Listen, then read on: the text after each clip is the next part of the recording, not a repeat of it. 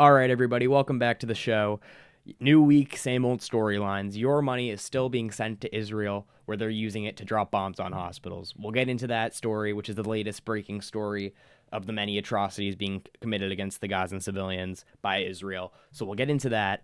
Also, leaked information from a Guardian investigation revealed classified Israeli military intelligence that shows about 83% of those killed in the war so far in Gaza were civilians. So, bombshell on top of bombshell today. We'll get into all this and more on the Quest for Clarity podcast. Americanism, not globalism.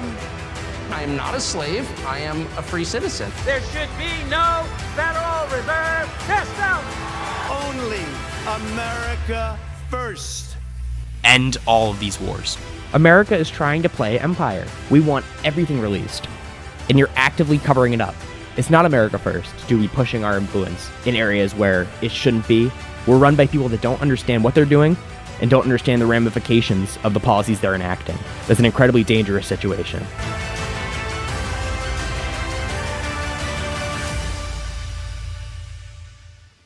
All right, everybody, before we begin, please be sure to like and subscribe here on YouTube. I really appreciate it. Also, if you wouldn't mind going over to Instagram, X, and Spotify and following all my profiles on there, I do really appreciate it. But yeah, let's get right into the news.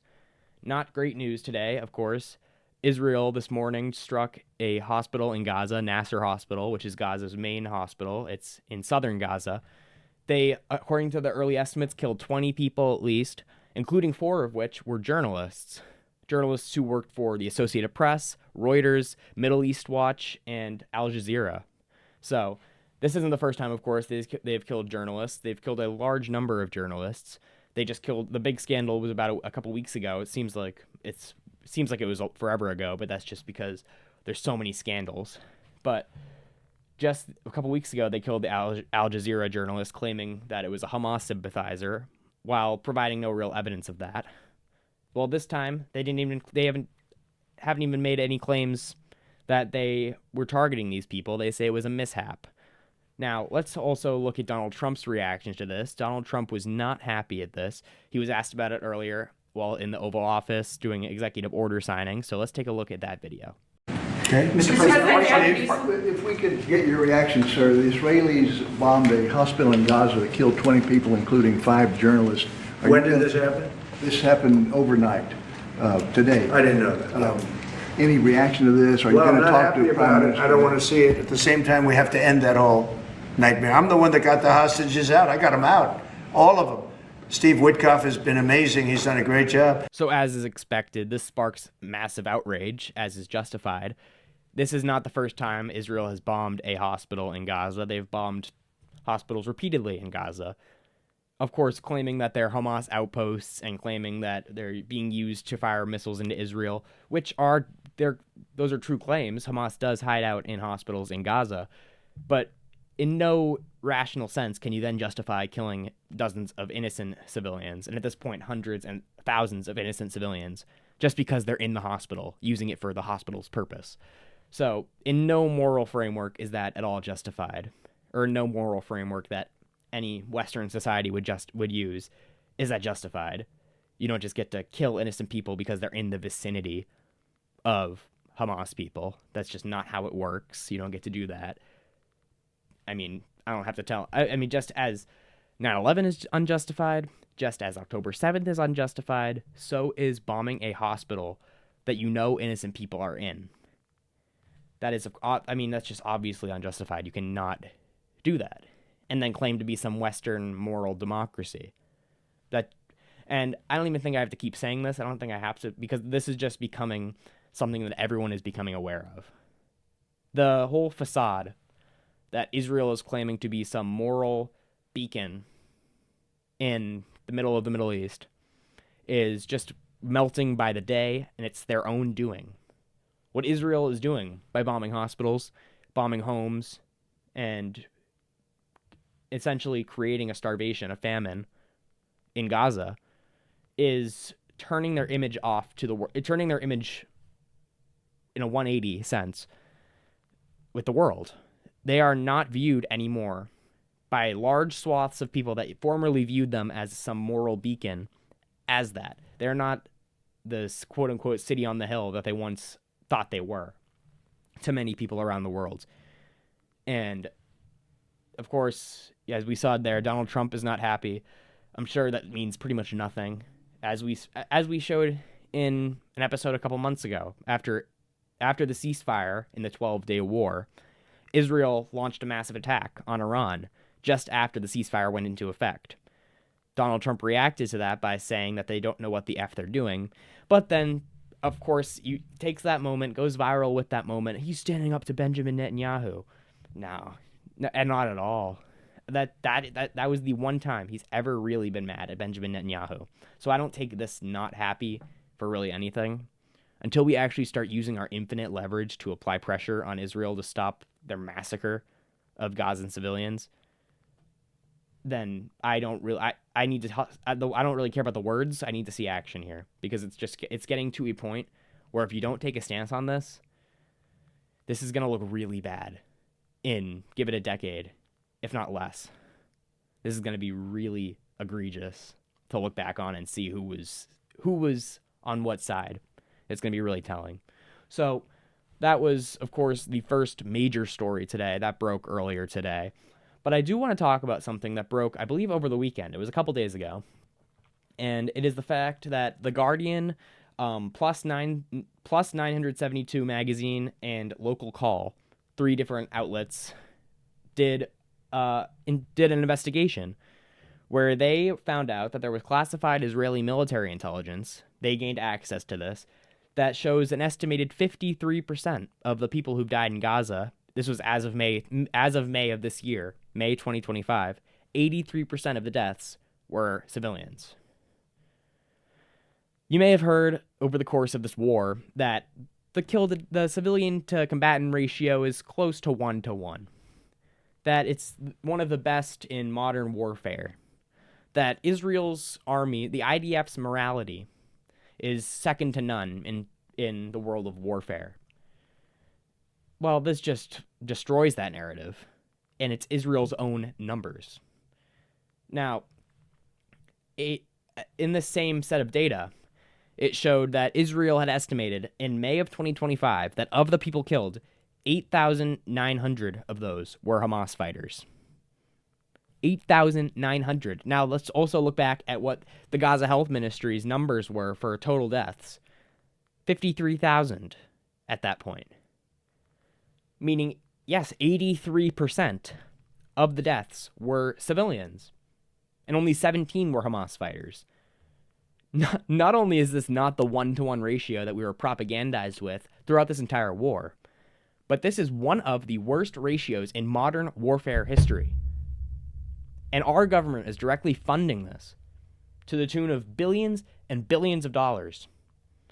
And Israel's using the money our government has given them over decades to roughly $400 billion over the course of the past decades, all being used to conduct this mass slaughter campaign of innocent Gazan civilians, all done with a blank check from our government, has our fingerprints all over it, painting us as the great villain of the world, all thanks to what Israel's policy is, that we blindly subscribe to for some reason. I'd like to have an explanation as to why we don't ever deviate at all. It doesn't make it makes no rational sense why two countries on opposite sides of the world don't deviate on policy at all. At all. We fund them no matter what. There's never... The maddest you've seen Donald Trump get is they don't know what the F they're doing. That one clip before he boarded the helicopter. And then day after that, he was urging for Benjamin Netanyahu's Israeli trial to be dropped in the Israeli courts, his corruption trial. I mean, I don't know, but I hold a grudge a little longer than 12 hours. Especially when it comes to, bombing another country when we tried to make a ceasefire. But I guess, I don't know, I guess that doesn't really matter. 1 second you're getting mad at a country for disobeying your ceasefire, the next second you're advocating for their leader's corruption trial to be dropped. Hey, I don't understand all the details, but just that alone looks pretty ridiculous. Now, It is also I do want to just read the word for word report. This was the Guardian's article titled "Revealed: Israeli Military's own data indicates civilian death rate of 83% in Gaza war." Now this came out Thursday, so it was about 4 days ago, and it reads. Figures from a classified Israeli military intelligence database indicate 5 out of 6 Palestinians killed by Israeli forces in Gaza have been civilians, an extreme rate of slaughter rarely matched in recent decades of warfare. As of May, 19 months into the war, Israeli intelligence officials listed 8,900 named fighters from Hamas and Palestinian Islamic Jihad as dead or probably dead. A joint investigation by The Guardian, the Israeli-Palestinian publication Plus 972 magazine, and the Hebrew language outlet Local Call has found. So, based on that number of Hamas militants supposedly killed according to Israel's estimates, and then the total death count at the time, yes, that's 83% of the total dead were not Hamas militants. They were civilians. And we've seen the egregious ways in which this war has been conducted, even without the numbers, which are, of course, important and, of course, telling. But even without the numbers, just on its face, the way this has been conducted is not, to put it lightly, is not to the standard that we should hold any Western democracy to. They have, for one, set up aid sites, attracted Palestinians to charge at them by the hundreds, and then as they charge for food because they're starving in this war, they're just fired upon by the IDF. They're mowed down, okay, let's just take the Israelis' justification for this. They say they're doing crowd control. Crowd control by shooting a gun into the air? What are they, cattle? This is, no matter, even if you take the Israelis' story at face value, that's still an egregiously inhumane way of conducting this. No country that we would at all consider moral does things like this. And no country that we should be sending my money has gone to that. Your money has gone to that. Your money is being used to pay for the ammunition and the weapons that Israel is using to mow down Palestinians who are starving and looking for food. That's a moral emergency of the highest scale that we've seen in a long time. And the fact that our government is so insane. I mean, this condemns everyone on both sides of the aisle. Democrats and Republicans. The only ones who have said a thing about this are people like Bernie Sanders, Thomas Massie, and Marjorie Taylor Greene, really. AOC from time to time. But it's all of our Congress are just garbage. They don't represent us at all. They are voted into office by us and then send our money to a foreign government that is using it to conduct this type of a war. It's absolute insanity. And the fact that it's been allowed to go on for this long, the fact that it's taken this long for people to start to wake up to this, just speaks to the war, to the addiction to war that we have, seemingly, in our media and in our political class. They are addicted to just infinite warfare. We look at this like it's a game of it's a game of battleships or something. We take these people's lives like they're just nothing. The Israeli army, the IDF just mows the, just look at this from any Western perspective. It's egregious. Just to mow into a crowd of starving people. How in the United States in the year of 2025 are our politicians people who support that and still chant the ridiculous propaganda line of our greatest ally I mean, that just, if you truly believe that Israel is our greatest ally as they conduct a war like this, then what does that make you? That's really all there is to say about this. As 83% of those killed in this war, of the lightest estimates being 50, 60,000 people. And if you just think about it like that, 60,000 people, a stadium full of people just killed like they're nothing. And then to hear the excuses of war is hell. Then maybe we shouldn't do it so carelessly then. Maybe we shouldn't do it to the rate that we do. We say war is hell like it's just a part of life, not like we're starting some of these. Yeah, if war is hell, then we should be avoiding it at every possible cost. Not shipping money overseas to fund all of them. I don't want to hear a single politician use the word, I don't want to hear Lindsey Graham or Ted Cruz or any of these guys use the term war is hell. Because by that standard, they're sending my money to fund hell across the world. And that is a crime against humanity. And it needs to stop yesterday. Because those aren't my representatives. My representatives don't do that. But unfortunately, it seems like they do. So, this is just the state of affairs we're in. Because our representatives are some of the most morally bankrupt people on the face of the earth.